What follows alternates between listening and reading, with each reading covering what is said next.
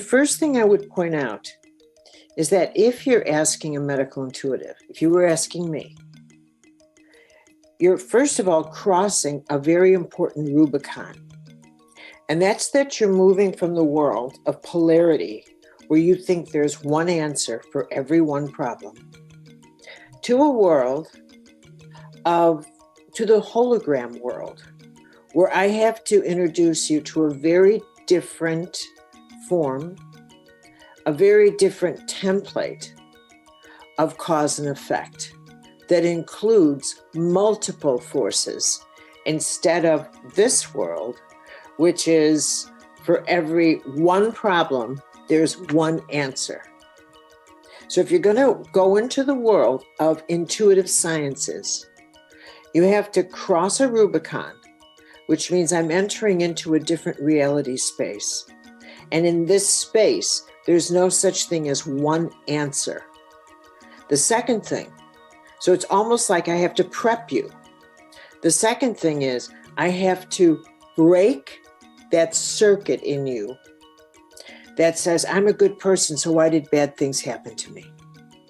That somehow or other, and if I could just find the one thing, then everything will be put back together again, just the way it was, which is in this world, the way people think. And I know that because I've done over 10,000, 12,000 readings, that when people come in, where that obstacle course is that they're looking for one reason why this happened. What's the one reason why I got sick? And that's that typical model in the world of polarity. There's everything's right or wrong, good or bad. But in this world, in the world of intuitive science, you've entered into a hologram where there are multiple forces working in you. And in that world of the hologram, these forces are neither good or bad. You are just now looking at, how is it that I live? What are my stresses? So you've got to get out of this, I'm looking for just one thing, but now I'm looking to understand who I am and how I use my power and how the distribution of the power in my life is either nurturing me or it's not. So you're working within now a whole different way of looking at your health. So that's that right there is one of the greatest gifts you can give yourself, is that you've crossed into a very different approach to how to even understand your health and healing. Okay, when you say how I'm using my power in ways that either nourish me or don't, tell me more what you mean by that. Maybe give an example of. Sure. Well, when I was doing readings, one of the first major insights that I finally really got was that I was doing readings, if we use that word, and what I was reading was how a person made choices and the consequence to their energy system that those choices engaged. So if we make a choice and we have to be resentful, if we make a choice to be addicted, look at all the cravings we have. We make a choice that says, I simply have to have this lipstick. I have to, and you understand me? And if I don't, and that what people don't understand, and it'll take forever to get human beings to understand that, is that each of these choices actually has an energetic consequence.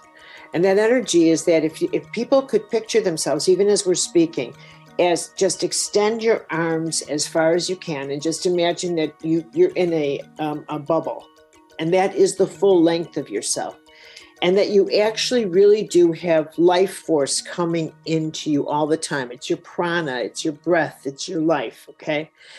And that you are always distributing every choice you make. You're directing your life force. A choice costs you energy. It costs you energy. If you just, it's like shopping. I mean, buying something costs you money. And if you don't buy anything, you don't even remember it. You walk out of the store and you're not attached to anything. But if you buy something and use your charge card, you can create huge debt and you owe something. And so you're attached to it. So what I was reading attachments. I was reading the attachments people have, and it's like a magnetic string that they have. And a number of attachments cause people to just drain their power, so that even though I'm looking at someone who's physically in front of me, the majority of their energy has been distributed like fragments to different places in their psychic field that are not productive. So it's like all the great teachers in the scriptures. Why are you holding on to the dead? So people stay attached to, for example, I should have, could have, would have. I should have done this. I could have done this. This could have been me. Resentments. I just resent those people because blah, blah, blah, blah, blah, blah, blah. Or this person said this to me and I can't forgive them. Why do you think forgiveness is always emphasized? All the things people hang on to. Or physical addictions, alcohol, drugs, cravings, the craving of attention, how people will use the beauty of their life creative force, and all they do is direct it toward the need to get attention. Think about how the thoughts people dwell in. They strategize. I've got to get more attention. I've got to get this. I've got to get that. The waste of time. And each one of these, does it produce anything? Does it bring you back a harvest?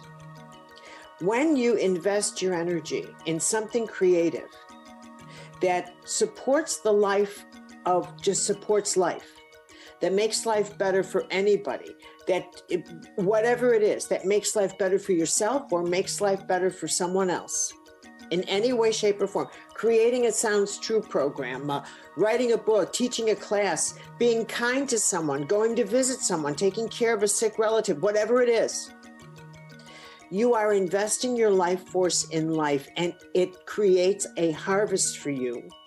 And that comes back, and sure, you might be exhausted from it, but it doesn't drain your energy. It doesn't cost you in the same way that investing your energy in resentments or negative things do. I assure you,